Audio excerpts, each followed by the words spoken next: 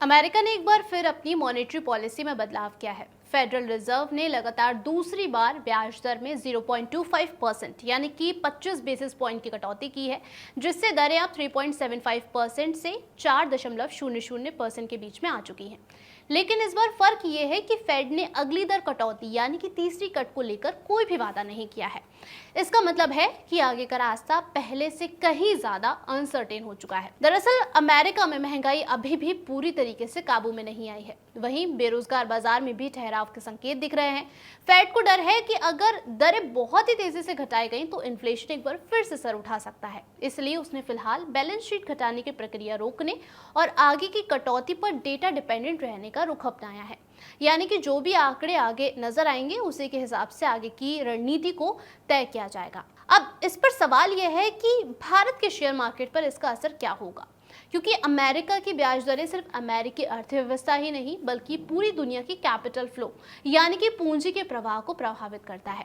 जब अमेरिका दरें घटाता है तो वहां का बॉन्ड यील्ड कम हो जाता है, जिससे निवेशक उभरते बाजारों जैसे कि भारत में पैसा लगाना पसंद करते हैं, क्योंकि यहाँ उन्हें बेहतर रिटर्न मिलने की उम्मीद होती है। और ऐसे में भारत में एफआईआईज यानी कि विदेशी निवेशकों का प्रवाह बढ़ सकता है और जिससे शेयर बाजार को भी सपोर्ट मिलेगा।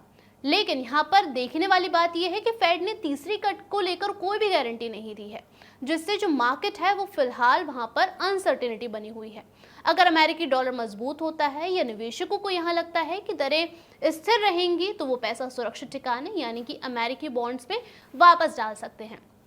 इसका असर भारत जैसे बाजारों पर नेगेटिव भी हो सकता है।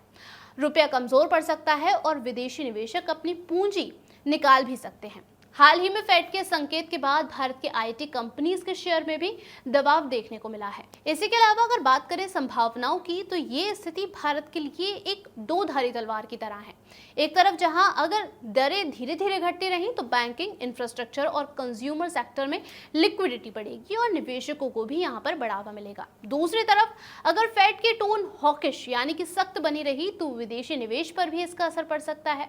इसलिए जो इंडियन इन्वेस्टर्स हैं उनके लिए ये जो समय है वो बहुत ही ज्यादा सतर्क रहने का है।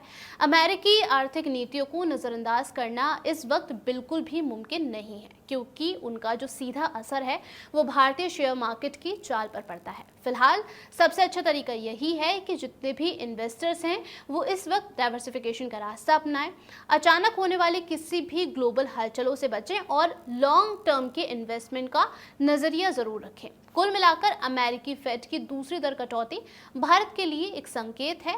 ये एक तरीके से मौका भी है और रिस्क वाली सिचुएशन भी है। और अगर वैश्विक रुख सकारात्मक रहता है तो भारत में निवेश का जो प्रवाह है, लिक्विडिटी जो है वो बढ़ सकती है। लेकिन किसी भी बड़े बदलाव के लिए निवेशकों को सतर्क रहना और फ्लेक्सिबल रहना काफी ज्यादा जरूरी है।